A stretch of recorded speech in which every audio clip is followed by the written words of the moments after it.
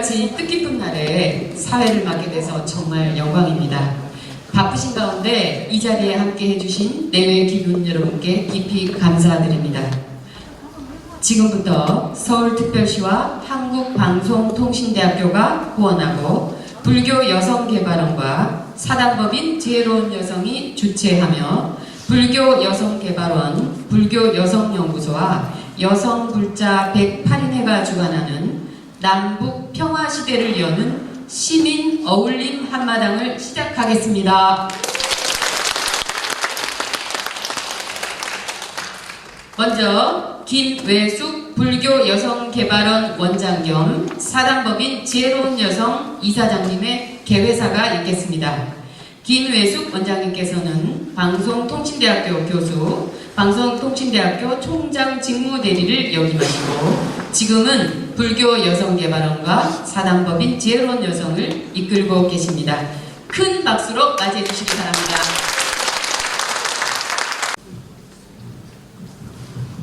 네, 소개받은 김외숙입니다.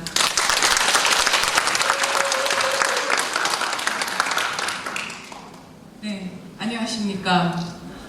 오늘 굉장히 날씨가 좋죠. 이렇게 아름다운 가을날 하실 일도 굉장히 많으실 텐데 만사를 제치고 이렇게 이 자리에 함께해 주셔서 정말 감사합니다. 참석해 주신 모든 분께 감사드립니다. 그리고 특히 앞에 우리 전임 원장님 세 분께서도 와주셨는데 정말 감사합니다.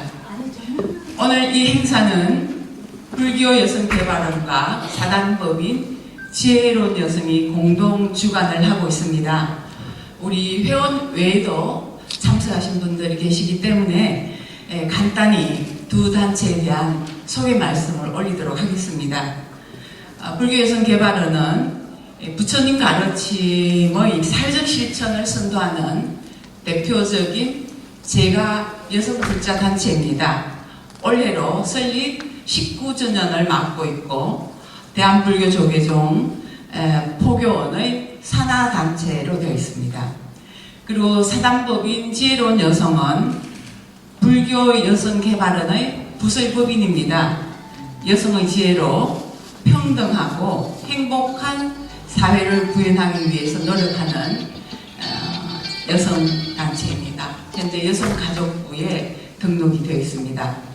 두 단체 모두 그동안 주로 여성의 역량개발 그리고 취약계층에 대한 지원사업 이 두 가지 큰 방향에서 사업을 해왔습니다. 올해는 3.1운동 100주년을 맞이하는 뜻깊은 해입니다.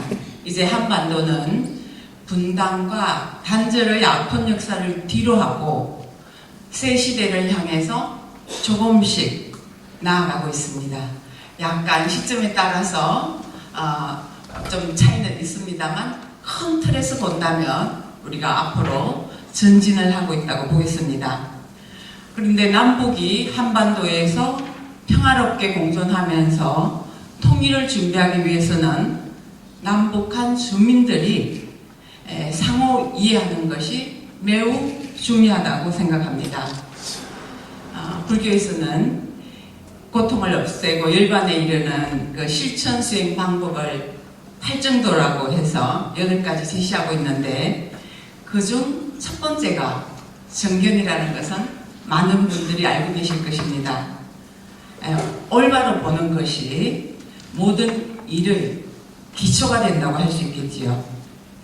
한반도의 평화공존이라든가 평화통일도 바로 남북한이 서로를 올바르게 이해하는 바탕 위에서 가능하다고 생각을 합니다.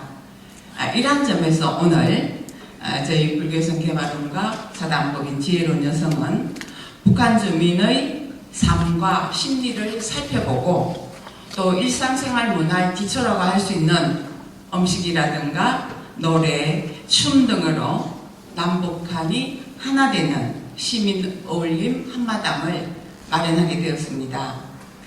이번 행사는 크게 3부로 구성되어 있습니다. 상당히 행사의 성격이 좀 다른 다채로운 구성을 하고 있다고 생각을 합니다. 제1부 학술 포럼에서는 이제 곧 시작하겠는데요. 주제가 북한 주민의 삶과 심리입니다. 말하자면 북한 주민이 어떻게 살고 있고 그들의 마음이 어떠한지를 살펴봄으로써 이 북한 주민에 대한 이해 깊이를 다할 수 있지 않을까 생각을 합니다. 주최자로서 좀 자화자찬이 될지 모르겠습니다만 사실 이번 그 포럼의 주제에 가장 적합한 그러면서도 최고의 강연자와 토론자를 저희가 모시게 된 것을 굉장히 자랑스럽게 생각을 합니다.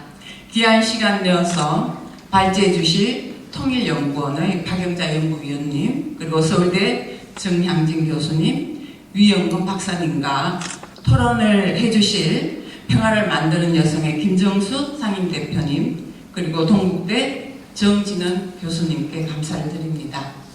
이분은 남북한 음식 함께 나누기로 준비를 했습니다. 여러분들 잘 알고 계실지 모르겠습니다만 사실 김경란법 시행 이후에 하루 종일 행사에도 점심이 제공되지 못합니다. 그러나 우리는 이것을 단순히 행사의 점심으로가 아니라 이 북한을 이해하고 또 남한과 서로 한 마음이 되기 위한 기초로서 음식이라는 게 아주 중요한 생활 문화의 기초이기 때문에 서로 남쪽에 있는 분들도 북한 음식을 한번 체험해 봄으로써 서로 이렇게 이해를 할 수 있는 어떤 단서를 갖고자 했습니다. 프랑스의 법학자 장 앙펠모 브리아스 바랭은 이런 말을 했습니다. 당신이 무엇을 먹는지 말해달라. 그러면 당신이 어떤 사람인지 말해주겠다. 그만큼 우리들이 하루하루 먹는 음식에는 바로 우리들의 삶과 문화가 고스란히 녹아있기 때문에 그런 말을 했다고 생각을 합니다. 바로 이러한 취지에서 우리가 남북한 음식을 함께 나누며 서로를 알아가는 계기를 갖기를 바랍니다. 그리고 3부는 노래와 춤으로 하나 되기입니다. 여기에서는 북한 출신의 동포민 예술단과 남한 예술인들이 공연을 하게 됩니다. 그리고 우리 모두가 함께 어울리는 잔치 한마당이 되겠습니다. 이 3부를 위해서는 김소희 에듀슌 대표가 많이 이제 기획부터 협조를 해주셨습니다.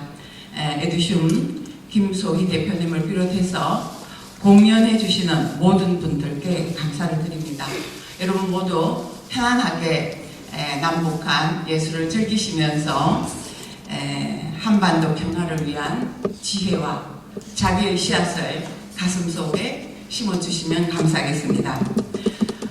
이번 행사를 첫걸음으로 해서 저희 불교성 개발원과 사단법인 지혜로운 여성은 앞으로 한반도의 평화시대를 여는 시대적 동반자로서 작은 등불이 되도록 노력하겠습니다.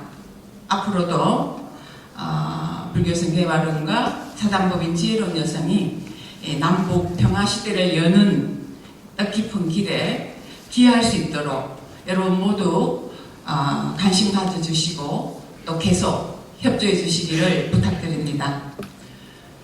다시 한번 동참해 주신 모든 분들께 감사드립니다. 특히 이 행사가 가능하도록 후원해 주신 서울특별시와 한국방송통신대학에 감사드립니다.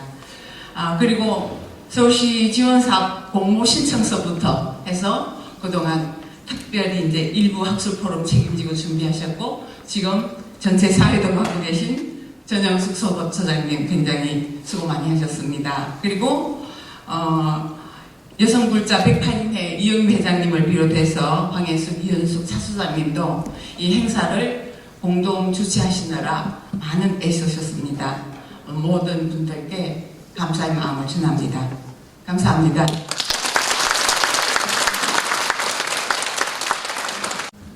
서울시장 박원순입니다. 불교여성개발원의 남북평화 시대를 여는 시민 어울림 한마당을 진심으로 축하드립니다.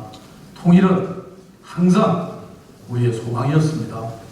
하지만 결코 쉽지 않은 길이고 통일로 가는 길에는 우리 시민들의 지지가 꼭 필요합니다. 그래서 오늘 대한민국의 대표적 여성 불자단체가 이런 행사를 준비해 주신 거 진심으로 감사드립니다. 김혜숙 원장님, 한국방송통신대학교 총장 시절에도 통일 문제에 대해서 특별한 관심을 보이셨는데 그 열정이 여전하신 것 같습니다. 그리고 이번 행사를 주최하면서 애써주신 전영숙 불교여성연구소장, 이영미 여성불자 108인회 모두 감사드립니다. 오늘 행사가 남북평화와 통일에 대한 시민들의 관심을 높이고 이해를 넓히는 시간이 되시길 바랍니다. 함께해 주신 여러분들이 바로 우리의 미래, 통일의 씨앗입니다. 감사합니다. 네, 안녕하세요. 반갑습니다. 방금 소개받은 동국대학교 분리학과 김미양입니다. 이렇게 귀한 자리에서 사회를 맡게 되어서 정말 감사드립니다. 자, 그러면 오늘 그 학술 포럼의 주제가 북한 주민의 삶과 심리입니다. 모두 세 분의 발표와 두 분의 토론자로 구성되어 있는데요. 최근에 그 북한 사회가 굉장히 빠른 속도로 변화하고 있다는데 그 구체적인 실상이 어떠한지, 또 북한 사회에서 살아가는 북한 주민의 생활과 심리는 어떠한지 우리가 이거 쉽게 접하기 어려운 그런 주제인 것 같습니다. 그래서 우리가 그 북한 주민에 대해서 관심을 가지고 알아가는 것이 남북 평화의 첫걸음이 아닐까 해서 이런 주제를 정하게 되었는데 모두에게 참 좋은 시간이 될 거라고 생각합니다. 그런데 오늘 이제 포럼 진행에 있어서 한 가지 이렇게 안내 말씀을 좀 드려야겠는데요. 보통 학술대회 그러면 굉장히 지루하고 시간도 오래 걸리고 그렇잖아요. 그런데 오늘 우리는 3부로 예정되어 있어서 발표 시간이 비교적 짧은 편입니다. 그래서 그 한 발표자가 20분 정도거든요. 그리고 총 3분의 발표를 들은 다음에 저쪽 자리에 이제 그 토론자께서 합쳐서 질의응답까지 합쳐서 30분 정도 시간이 배치가 되어 있습니다. 그래서 이제 또 강의 들으시다가 토론자의 말씀이나 이거 다 들으신 다음에 질의사항이 있으실 텐데 그때는 이제 시간 절약상 마이크를 돌리지 않고 저희가 미리 종이를 나눠드릴 거예요. 거기에다가 이렇게 질문이 있으신 분은 적어가지고 나중에 이제 세 분의 발표가 끝날 때쯤 해가지고 저희들이 이렇게 다니면서 수업을 하겠습니다. 그래서 한꺼번에 질문을 이렇게 받는 걸로 하고요.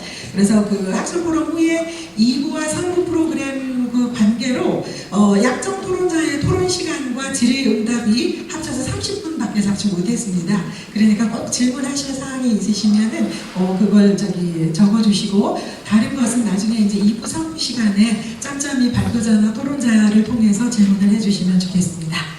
이 정도 양해 부탁드립니다. 그럼 이제 첫 번째 발표자인 박영자 통일연구원 연구위원을 모시도록 하겠습니다.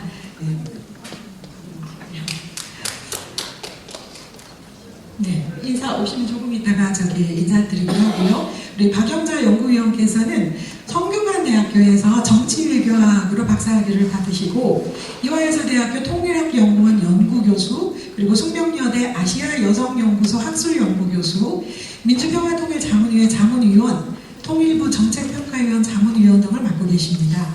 그런데 연구 업적은요, 김정은 시대 북한의 국가기구와 국가성, 그리고 김정은 시대 북한 경제사회 8대 변화 등이 있습니다. 오늘 발표해 주실 제목은요, 김정은 시대 북한의 경제사회 변화와 젠더입니다. 큰 박수로 맞이해 주시기 바랍니다.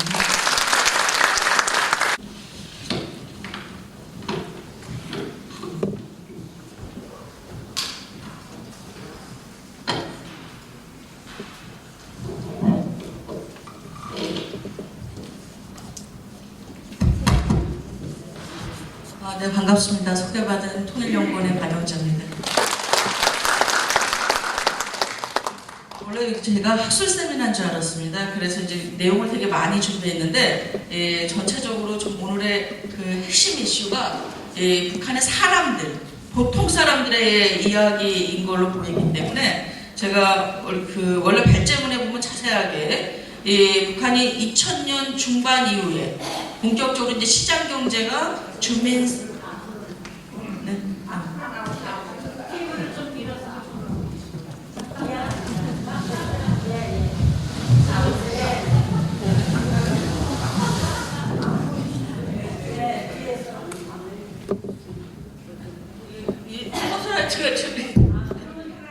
제가 너무 이렇게 스포트라이트에 익숙하지 않아서. 그래서 앞부분에 보면 전체적으로 이제 북한이 90년대 이 기아라고 하죠. 이 엄청난 그 자연재해와 그다음에 이 계획경제 위기 속에서 고난의 행군이라는 시기를 겪고 나서 이 아래로부터 즉 주민 생활로부터 먹고 사는 문제를 해결하기 위해서 시장 경제가 발달하게 됐고 이 시장 경제를 북한 정권이 부분적으로 받아들이기도 하고 통제하기도 하고 이러면서 계속 밀고 당기기를 했던 게 북한의 시장 경제가 발전하는 그런 과정이었다는 얘기. 이래서 지금 현재 북한에는 이 종합시장이라고 하는 각 군 단위에 두세 개씩 시군 구역에서 이 군 단위 북한에도 그 지역 군 단위는 주민 인구가 한 2만에서 3만 정도 되는 걸 군 단위라고 하는데요. 군에서 뭐 3-4개 정도 되는 종합시장들이 북한 주민들의 먹고 사는 문제를 좀 해결하게 하는 구조로 되어 있습니다. 왜냐하면 중앙 국가 단위에서 주는 배급은 국가 핵심 기간 산업이나 그 간부들 중심으로만 되고 일반 주민들은 다 이제 기업을 통해서 하건 아니면은 자기 뭐 농장을 통해서 하건 이 자체 내에서 해결하게 되어 있기 때문에 주민들이 시장을 통해서 종합시장을 통해서 먹고 사는 문제를 해결한다는 거. 이 과정에서 특히 이제 김정은 국무위원장이 집권하고 나서 경제적인 자율성을 확대해서 아래로부터 주민들이 먹고 사는 문제를 원활하게 해결할 수 있도록 하는 즉 규제를 완화했다는 겁니다. 시장 경제에 대해서 규제를 완화하고 이 개개인의 능력을 중시하는 그런 정책을 펼쳤다는 점. 이때 이제 시장 경제 발전에 중요한 역할을 한 게 소위 신흥부유층이라는 돈주죠. 저희 대한민국에서도 70년대부터 빠르게 지금 현재 이 캐피탈이라고 하죠. 그 대금, 고리 대금이나 아니면 이렇게 자금 운용에 중요한 역할을 했던 이 전주. 이게 북한에서 돈주라고 이야기를 해서 이들이 이제 단순히 돈거래를 하는 사람들이 아니라 일종의 사업가들입니다. 기초 자금을 가지고 중국과 밀수를 하기도 하고 또는 기업들 있잖아요. 북한의 중소기업들을 자기가 개인 투자를 해서 거기에서 생산물을 생산해서 시장에 판매하기도 하고 이런 식의 이제 돈주 역할을 하는데 이들의 95% 이상이 다 여성들입니다. 왜 북한 여성들이 먹는 문제를 해결하고 시장에 가면 북한의 종합시장에 뭐 기본적으로 하루에 유동인구가 10만 명 정도 된다는데 이 도매시장 같은 경우에는 왜 이 시장에서 돌 던지면 다 여자들이 맞는다고 할까? 그거를 이제 좀 제가 뒷부분 중심으로 하고 그 외에 이제 특히 북한이나 한국 이 한반도의 특징은 이 자원국가가 아닙니다. 북한이 아무리 이 광물 얘기하지만 실제 북한의 가장 중요한 자원, 한국 한반도의 가장 중요한 자원은 노동력입니다. 진짜 이 대한민국의 이 발전을 설명하기는 뭐 누구는 혹자는 미국의 도움이다 또 어떤 얘기를 하지만 결국 최종적으로는 이 습득력이나 아니면 그 인간의 능력 있잖아요. 한국민들의 아주 그 능력이 지금의 발전을 만들었듯이 북한도 마찬가지입니다. 그래서 이 북한 정권에서도 가장 기댈 수 있는 거는 북한 노동력, 북한 주민들이에요. 이래서 이 주민들의 질을 높이기 위한 방법은 뭡니까? 교육이지 않습니까? 그래서 문명국가 건설의 가장 중요한 걸로 교육, 그 다음에 이 체육, 그 다음에 문화산업 이런 것들을 이제 강조하는 게 소위 북한 김정은 정권이 얘기하는 문명국가를 향한 다양한 정책들이 펼쳐지고 있는 거고 또 하나는 이렇게 이 우수한 인력들을 조직해서 단번 도약할 수 있는 것 즉 빠르게 성장할 수 있는 방법은 과학기술밖에 없다라는 것도 북한 정권이 너무나 잘 알고 있다는 겁니다. 그래서 김정은 정권이 이전 정권이랑 많이 다른 게 과학기술을 통한 발전 전략 이런 걸 추구하고 있다는 거예요. 그래서 우리가 이제 이 국가 발전 과정을 여러 가지로 걷는데 특히 이제 제3세계 발전 국가는 이 발전을 뭐 선진국처럼 동일하게 하지 않고 건너뛰면서 단번 도약을 하는 그런 특징들이 있습니다. 즉, 이 선진국이 경험한 뭐 오류나 아니면 압축할 수 있는 걸 굳이 같이 할 필요가 없다라는 거죠. 이게 국가 정책의 중요성인데, 그래서 이제 과학기술을 전 분야에다 전면적으로 확장한 게 김정은 정권의 이제 특징이고, 이와 함께 북한 주민의 삶에서 가장 많이 변화시킨 건 핸드폰입니다. 핸드폰의 보급, 스마트폰, 태블릿 PC 이런 게 북한 주민 사이에 많이 보급됐어요. 특히 이 국산화 정책을 하면서 이런 걸 도입해서 주민들에게 판매하는 이 자체 내의 수익 구조를 만들려고 하는 게 있는데 여전히 질은 낮습니다. 예를 들면 제가 이제 지난달에 그 중국 쪽에서 북한 태블릿 PC를 하나 구입해서 봤어요. 근데 이 태블릿 PC가 우리가 알고 있는 것처럼 이만한 이제 크기의 태블릿 PC인데 북한에서 이제 생산한 건데 조립 생산입니다. 중국이나 이런 데서 만든 거를 이렇게 조립품을 해서 만드는 건데 이 북한에서 이게 태블릿 PC나 이게 빠르게 확장된 이유가 뭐냐면 종이가 부족해요. 북한이. 종이를 만들 수 있는 전력, 자원, 재가공 처리할 때 소위 이제 전력이 많이 들어가는데 전력이 부족하니까 아예 이걸 건너떠서 태블릿 PC 모든 교과서, 뭐 노동신문, 뭐 김일성, 김정일 저작집 이런 모든 자료, 학습의 자료를 다 태블릿 PC에 다 담아서 판매를 합니다. 아예. 그래서 그냥 기계만 판매하는 게 아니라 하나의 학습 기구로서 이제 태블릿 PC를 판매하는데 이게 좀 가격이 다양한데 보통 대주민용이라고 하는 15만 원짜리를 저희가 구입을 했어요. 싸죠. 근데 이게 누르는데 처음에는 1분 걸렸어요.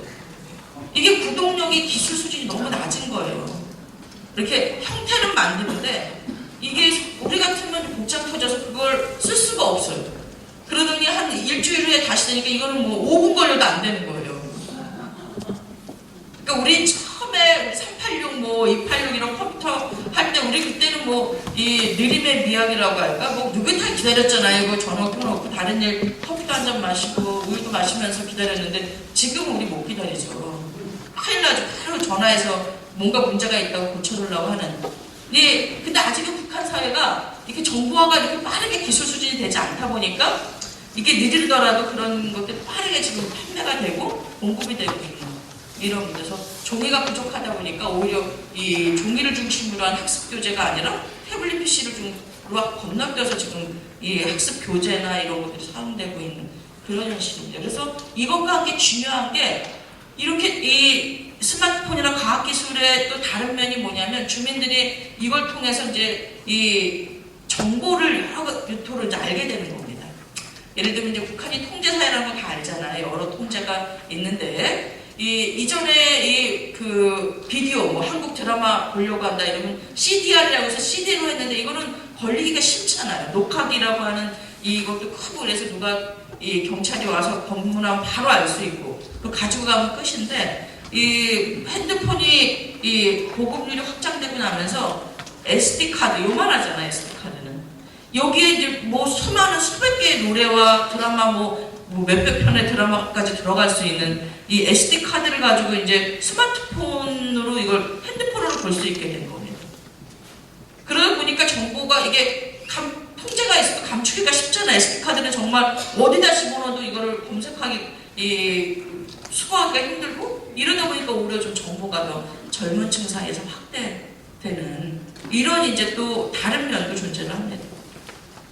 그래서 본격적으로 이러한 이제 경제사회적인 이 북한의 변화 속에서 북한 주민, 구체적으로 북한에 우리의 관심 있는 젊은 층이나 부모 세대나 여성이나 남성은 대체 어떤 생각으로 어떻게 살고 있는가를 보도록 하겠습니다. 전체적으로 이제 북한의 일상이라고 얘기할 수 있는 중요한 가족관계, 그 다음에 사회적 생활 중심으로 쭉 연애, 출산, 혼인, 이혼 이렇게 중심으로 이야기를 해보면 일단 가장 중요한 게 북한에서도 세대 차이가 좀 극명하게 나오고 있습니다. 즉, 2000년대, 즉 북한 경제가 2002년부터 부분개혁을 했거든요. 그래서 이 시장의 상품이라는 걸 인정하기 시작했어요.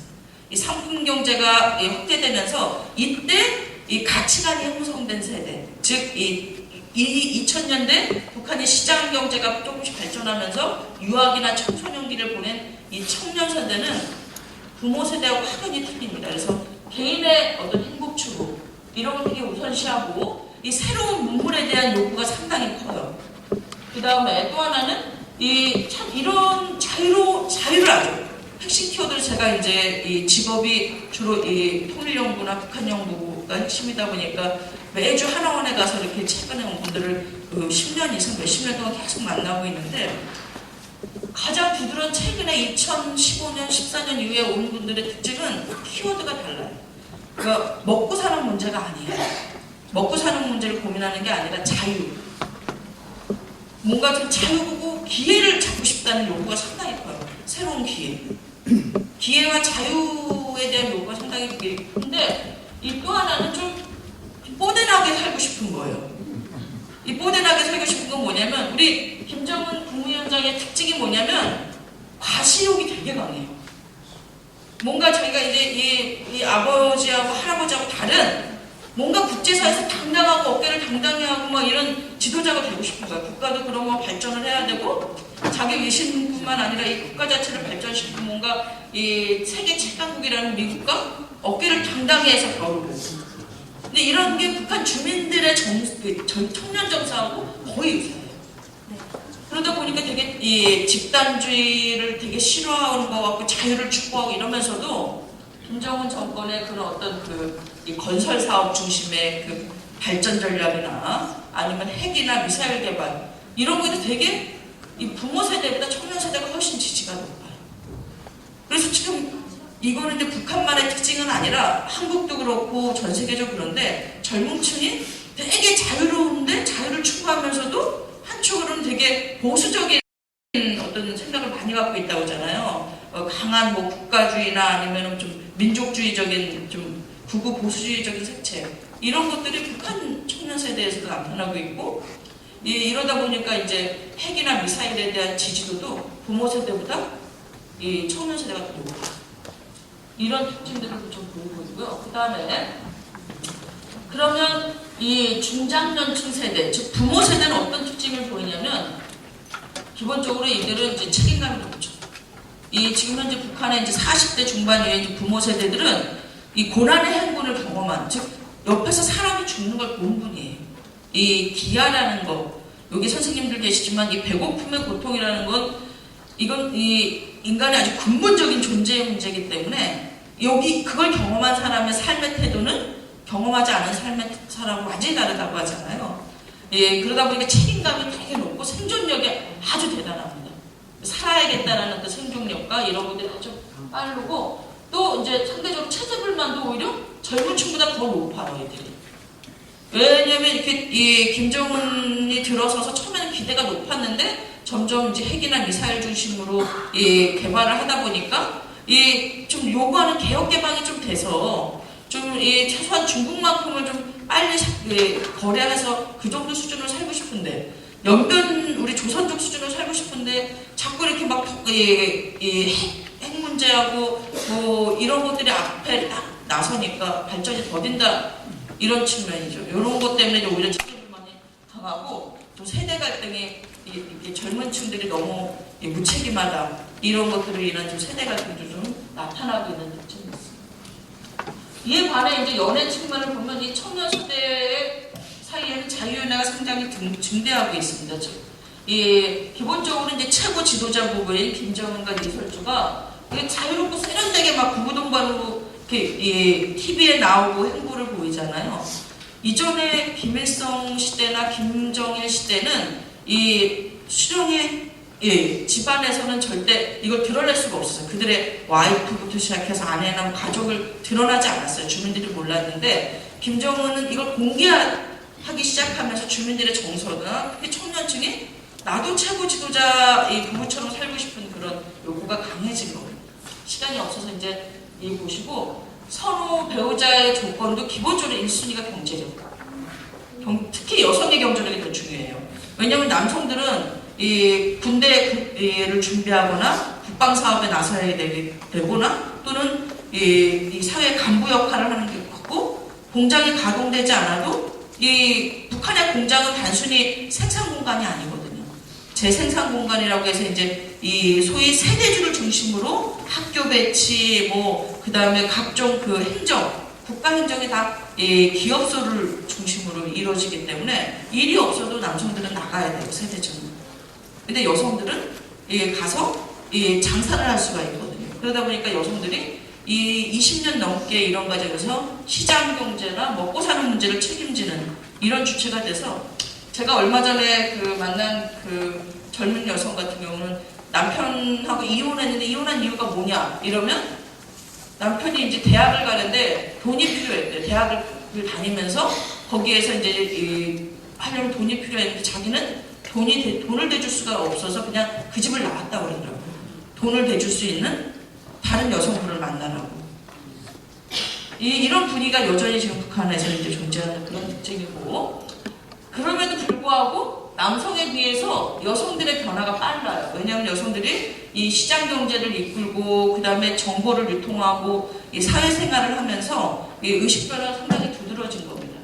구체적으로는 남자가 주로 이제 이 성군 정치상에서 전방의 전사 역할을 했다면 여성이 후방의 전사 역할을 하면서 이 남성들은 점점 이렇게 전쟁만 준비하다가 전쟁이 발발하지 않으니까 무력화되는 특징이 있는데 여성들은 시장 경제에 활동을 하면서 점점 더 이 적극적으로 능동적으로 변하는 그런 특징이 있고 이게 의식의 변화로 동반을 한 겁니다. 즉, 이 돈의 맛을 알게 된 거예요. 아, 내가 돈이 있으니까 점점 뒤로 쭉 가서 이 경제권이 생기니까 발언권도 생기고 그 다음에 발언권이 생기니까 이 가정경제뿐만 아니라 사회경제에서 중요한 결정을 할 수 있는 주도권이 생기는 겁니다. 그래서 여성들의 변화가 부드러지고 여성의 목소리가 커지는 그런 특징이 있습니다. 이러한 흐름과 함께 이 남자들도 조금씩 젊은 세대는 많이 변하고 있어요. 그래서 가사를 같이 한다거나 뭐 이런 특징들이 있고 그래도 육아는 여전히 어머니의 몸의 특징. 이러다 보니까 여성들이 이 결혼만 하면 이 경제도 책임져야 되고 이 자식도 책임져야 되고 뭐 남편 뒷바라지도 해야 되고 이런 사회 분위기가 있다 보니까 점점 출산을 안 해요. 이건 초기에는 경제적인 문제 때문에 안 했는데 2010년 이후부터는 이 출산을 안 하는 이유가 내 좀 더 한 명 정도 나서 잘 키우고 나도 좀 잘 살고 싶은 그러니까 발전 욕구가 상당히 크게 작용하고 이게 특히 고학력자, 도시 이 고소득 출신의 기혼 여성에게 이런 양상이 뚜렷하게 드러나는 이런 형태가 있습니다. 그래서 지금 현재 이 북한의 여성들 사이에서 나오는 게 남편은 불편, 아들은 맹장, 딸은 심장이라고 합니다. 이렇게 이제 얘기를 해요. 이게 뭐냐면 남편은 있어봤자 별 의미가 없고 불편한 존재고 아들은 그 맹장은 두 개잖아요. 맹장은 아프긴 하지만 내 목숨과 관련된 존재는 아니고 근데 딸이 없으면 난 죽는다. 딸은 심장. 왜냐하면 딸은 살리면 보탬이 되는데 아들은 기본적으로 북한은 지금 거의 모병제였는데 지금 모병제가 사실 현실적으로 의미가 없어졌어요. 이 젊은 청년들도 줄어들고 또 이 성군 정치하고 이러면서 점점 이 군대 생활에서 10년 이상을 하다 보니 기본적으로 10년을 군대에서 뒷바라지를 하다 보니까 딸이 거의 생활을 같이 책임지는 이런 구조로 돼서 그렇습니다. 그래서 이 사랑이나 결혼도 이 점점 한국 사회의 발전처럼 아주 복잡하게 전개되는 특징이 있고 이 과정에서 여성들이 과거와 같은 생활을 하지 못하겠다라고 하면서 좀 그 가부장적인 부부관계가 폭발하는 게 이혼율 중대로 나타나고 있는 이런 특징입니다. 그래서 이 북한은 이 겉으로 보면은 이제 뭐 큰 발전이 없는 것 같지만 주민들의 삶, 특히 북한 여성과 청년 세대, 특히 여성들을 중심으로 한 삶의 변화가 아주 급격하게 나타나는 체제 변동기에 있다고 할 수 있겠습니다. 이상입니다.